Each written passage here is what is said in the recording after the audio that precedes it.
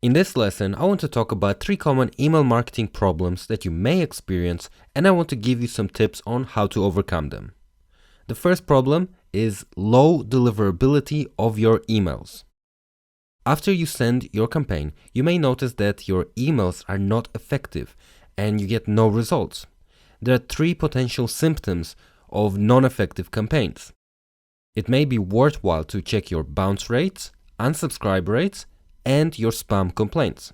To recap, a bounce rate occurs when your email isn't delivered to the person's inbox and is rejected by their mail server.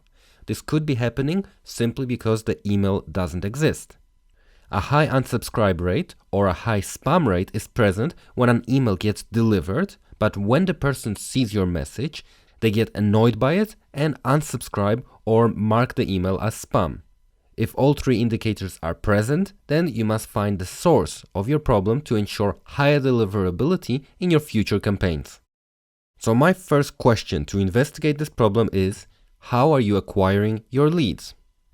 A good piece of advice is to never buy an existing list.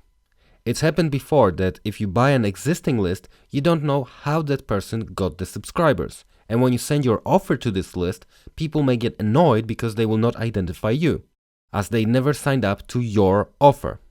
Now, this is a common beginner mistake. They think it's a fast track to success, but instead it leads to high bounce rates, unsubscribes, and spam complaints.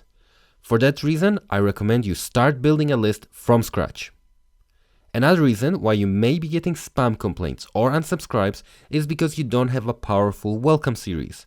The purpose of a welcome series is to introduce you to your new subscriber and to add value to them. If you completely avoid having any type of welcome emails, then when you send your email campaign, a subscriber may forget who you are.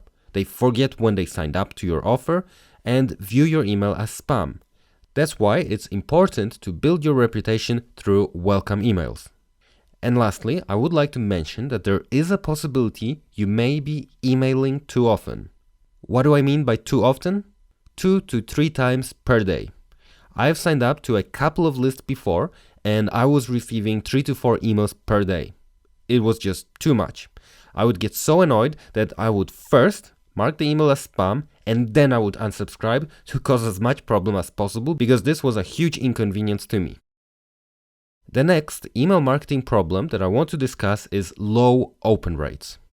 When you start sending your email campaigns, it's highly likely that you will not have the optimal results from the start. You may experience lower open rates, but the solution is dependent on 2 elements. First, you need to optimize your subject line. If your subject line is wrong, people will ignore your emails. You have to make your subject line stand out, and the best types of subject lines are short and offer a benefit to the subscriber. You need to test different subject lines to see what works best in your list. And the best way to test is to run A/B split test campaigns using 2 or more subject lines. Secondly, when a person sees your email, they see your subject line and a snippet of the pre-header text. This is the text that appears next to the subject line. This space is an opportunity for you to optimize your email open rates. A common mistake people make is that they overlook this step and start their email with a greeting. So the pre-header text may be something like, "Hi Joe, how are you?"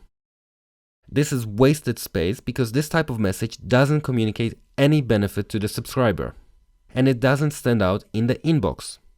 The solution is to treat the pre-header text as an extension of the subject line. So you want to communicate a benefit in this space. And the last problem that I want to discuss is a low email click rate. The problem is that people are opening your emails but not clicking on your email links. There are 2 elements that impact on the click rate. Firstly, the email content.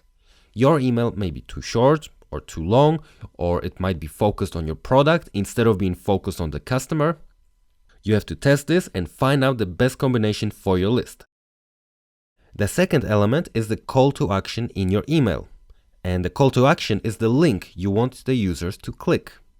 You'll have to analyze if your call to action is visible, and does the subscriber know what they will receive by clicking the call to action. I've seen emails before where the call to action is non-existent, or even worse, it's hard to find. The best test is also a subjective one, but basically the call to action has to be obvious, and if anyone opens your email, they should instantly know the action that you want them to take. I would like to make it clear that it doesn't matter whether you're using text-based emails with a text link or image-based emails with button-style links. The same principle applies here. In some industries, text-only emails work best. In others, you need more visual elements in your emails. Nonetheless, whichever type you use, your call to action has to be specific and your call to action has to be visible and clear. If you want to learn more about email marketing, I've created a course that teaches you how to set up your own email campaigns and how to optimize them for best results. I am offering this course for free for a limited time. Click the link below this video to join my course, and good luck in your email campaigns.